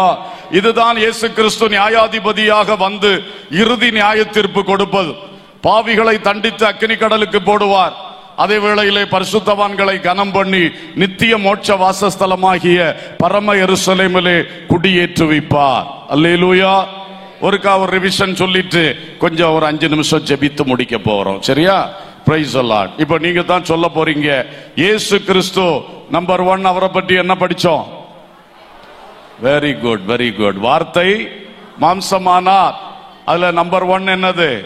தேவனுடைய குமாரன். இரண்டாவது மனுஷகுமாரன். அப்புறம் இரண்டாவது இயேசு கிறிஸ்து குறித்து என்ன படிச்சோம்? ரட்சிப்பின் அதிபதி. அல்லேலூயா. இயேசு நமக்காக மரித்தார், இயேசு நமக்காக உயிர்த்தார். மூன்றாவது இயேசுவே மத்தியஸ்தர். இயேசுவே மத்தியஸ்தர். இயேசு நமக்காக பரிந்து பேசுகிறார். இயேசு நமக்காக பரம எருசலேமை கட்டி எழுப்புகிறார். ஞாபகத்தில் இருக்குமா? இது அடிப்படை பாடம், நல்ல மனப்பாடமா இருக்கணும். இது சம்பந்தப்பட்ட சத்தியங்களும் நமக்கு கிளியரா இருக்கணும். புரியுதா? நாலாவது என்னது? இயேசு ராஜாதி ராஜா. என்ன செய்வார்? 2 வார்த்தை. பரிசுத்தவான்களுக்கு ஆக வருகிறார், பரிசுத்தவான்களோடு வருகிறார். இதை 2 ஞாபகம் வச்சுட்டா நமக்கு புரியும். இயேசு ராஜாதி ராஜா, பரிசுத்தவான்களுக்காக வருகிறார்னா நம்மை காப்பாற்றி கொண்டு போவதற்காக. ஆமென். இரண்டாவது பரிசுத்தவான்களோடு வருகிறார்னா இந்த அர்மகதோன் யுத்தம் செய்து 1000 வருஷ அரசாட்சியை ஸ்தாபிக்கிறதுக்காக நம்மோடு வருகிறார். அல்லேலூயா. கடைசியா என்ன பார்த்தோம்? இயேசுவே நியாயாதிபதி. நியாயாதிபதி என்ன செய்யறார்? என்ன செய்ய போகிறார்? பாவிகளை தண்டிப்பார், பரிசுத்தவான்களை கனம் பண்ணுவார். அல்லேலூயா. கர்த்தர் இந்த வார்த்தையினால் உங்களை நிறைப்பாராக. இதுல தான் நம்முடைய விசுவாசம் எழுந்து நிற்கிறது. இந்த வார்த்தையின் அடிப்படையில தான் நீங்கள் விசுவாசத்துல நிக்கணும். துருபதேசங்களுக்கு இடம் கொடுக்க கூடாது. இதை உறுதியா வச்சுக்கிடுங்க. இந்த வழி முன் செல்வோம். நாம் இயேசுவின் வருகையில் இயேசுவோடு எடுத்துக்கொள்ளப்படுவோம். ஆமென். கண்களை மூடி கர்த்தரை நாம் நோக்கி பார்க்கலாம். ஹல்லேலூயா. Praise the Lord. எல்லாரும் கர்த்தரை நோக்கி பார்ப்போம். கர்த்தர் நமக்கு ஒரு பெரிய வாக்குத்தத்தம் தந்திருக்கிறார். என்ன வாக்குத்தத்தம்? புதிய ஏற்பாட்டில் முதல்ல பரிசுத்த ஆவியை தருவேன் என்ற வாக்குத்தத்தம். அதை பெற்றுக்கொண்டவர்கள். அடுத்த வாக்குத்தத்தம் நித்திய ஜீவனை அளிப்பேன் என்பதே அவர் நமக்கு செய்த வாக்குத்தத்தம். இந்த 2 வாக்குத்தத்தங்களையும் நாம் எல்லாரும் சுதந்திரிக்கணும். அதுல தான் வெற்றி இருக்கிறது. பரிசுத்த ஆவியை பெற்றுக்கொண்டவர்கள் எல்லாம் ஜெபிக்க ஆரம்பிங்க. பரிசுத்த ஆவியை இதுவரைக்கும் யாராவது பெற்றுக்கொள்ளலைன்னா நீங்களும் இப்ப பரிசுத்த ஆவியை தாரோன்னு சொல்லி நீங்க ஜெபம் பண்ணுங்க. இடையில இருந்து எழும்பி போகக்கூடாது. அடுத்தவர்களுக்கு டிஸ்டர்பன்ஸ் ஆகிறது. நீங்களும் ஜெபிக்காம எழும்பி போறிய, அடுத்த ஆளையும் ஜெபிக்க விடாம ஆக்கிட்டு போறிய. இந்த தப்பை செய்யாதுங்க. உட்காருங்க. எல்லாரும் ஜெபம் பண்ணுங்க. Hallelujah. Praise the Lord. Praise the Lord. வாய் திறந்து ஸ்தோத்திரம் பண்ணுவோம். ஸ்தோத்திரம் பண்ணுவோம். ஸ்தோத்திரம் பண்ணுவோம். வாய் திறந்து சொல்லுவோம். ஹல்லேலூயா. எனக்காக வார்த்தை மாம்சமானவரே உமக்கு ஸ்தோத்திரம், ஸ்தோத்திரம், ஸ்தோத்திரம். ஹல்லேலூயா. எனக்கு ரட்சிப்பின் அதிபதியாய் ஆமென் சிலுவை சுமந்தவரே உமக்கு ஸ்தோத்திரம், ஸ்தோத்திரம், ஸ்தோத்திரம். மரித்து உயிர்த்தவரே உமக்கு ஸ்தோத்திரம். எனக்காக மத்தியஸ்தரா இன்றும் பரிந்து பேசி என்னை காப்பாற்றி கொண்டிருக்கிறீரே ஸ்தோத்திரம். எனக்காக மோட்ச பட்டணத்தை கட்டி கொண்டிருக்கிறீரே ஸ்தோத்திரம். ஹல்லேலூயா. இயேசுவே ராஜாதி ராஜாவாக என்னை அந்தி கிறிஸ்துவோட ஆட்சிக்கு விலக்கி தப்புவிக்க எடுத்துக்கொள்ளும்படி வருகிறீரே ஸ்தோத்திரம். ஹல்லேலூயா. ஹல்லேலூயா. எனக்காக ஆண்டவரே ஆமென் என்னோடு கூட என்னையும் அழைத்து கொண்டு திரும்ப வருவீரே. இந்த பூமியில் ஆட்சி செய்வீரே உமக்கு ஸ்தோத்திரம். நியாயாதிபதியே, நியாயாதிபதியே. Amen. Hallelujah. Hallelujah. Hallelujah. Praise the Lord. பாவிகளை தண்டிக்கும்படியாய், பரிசுத்தவான்களை கனம் பண்ணும்படியாய் நியாயாதிபதியாய் வரப்போகிறீர். நியாயாதிபதியாய் வரப்போகிறீர். உமக்கு முன்பாக பணிகிறோம். ஆமென். உமது கிருபையை பெற்றுக்கொள்ளுகிறோம். உம் வழியில் நடப்போம். ஆமென். இயேசு, இயேசு, இயேசு என்று எப்பொழுதும் இயேசுவை நோக்கி பார்ப்போம். ஹல்லேலூயா. நீர் தந்த வாக்குத்தத்தம் நித்திய ஜீவனை அளிப்பேன் என்ற வாக்குத்தத்தத்தை வாக்குத்தத்தத்தை நாங்கள் பெற்றுக்கொள்ளும்படியாய் ஆசையோடு தொடருகிறோம். ஹல்லேலூயா, ஹல்லேலூயா, ஹல்லேலூயா. ஆமென். வாக்குத்தத்தம் செய்த கர்த்தரே, வாக்கு மாறா உண்மை நாதரே. வாக்குத்தத்தம் செய்த கர்த்தரே, வாக்கு மாறா உண்மை நாதரே. வாக்கை நம்பி வந்து நிற்கிறோம், வல்ல ஆவி மாறி ஊற்றுமே. வாக்கை நம்பி வந்து நிற்கிறோம், வல்ல ஆவி மாறி ஊற்றுமே. எங்கள் தேவனே நீர் பெரியவர், பெரியவர் தேவனே. நீர் பரிசுத்தர், பரிசுத்தர் தேவனே. நீர் நல்லவர், நல்லவர் தேவனே. நீர் வல்லவர், வல்லவர். வாக்கை நம்பி வந்து நிற்கிறோம், வல்ல ஆவி மாறி ஊற்றுமே. வாக்கை நம்பி வந்து நிற்கிறோம், வல்ல ஆவி மாறி ஊற்றுமே. நியாய தீர்ப்பின் நாள் நெருங்குதே, நேசர் வர காலமாகுதே. நியாய தீர்ப்பின் நாள் நெருங்குதே, நேசர் வர காலமாகுதே. மாயலோகம் நம்பி மாண்டிடோ, மானிடரை மீட்க மாட்டீரோ. மாயலோகம் நம்பி மாண்டிடோ, மானிடரை மீட்க மாட்டீரோ. எங்கள் தேவனே நீர் பரிசுத்தர், நீர் பரிசுத்தர், பரிசுத்தர் தேவனே. நீர் நல்லவர் தேவனே. நீர் வல்லவர்,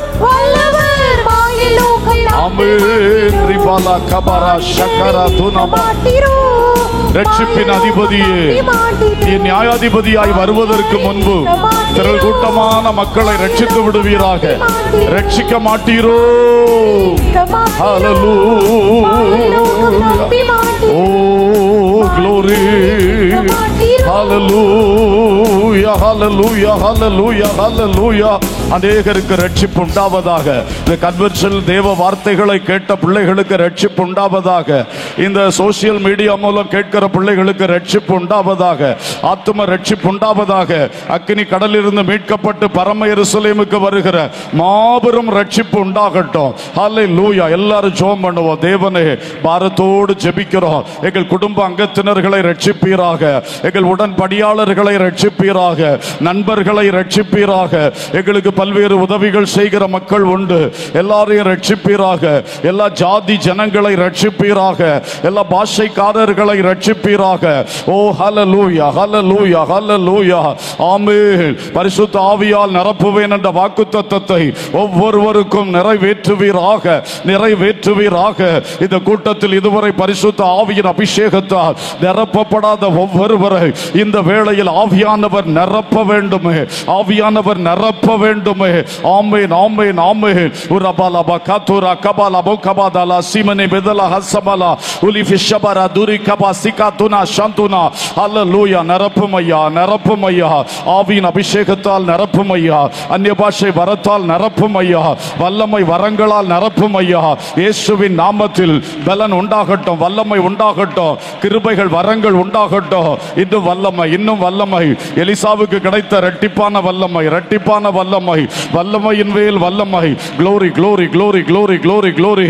hallelujah, hallelujah, hallelujah, hallelujah.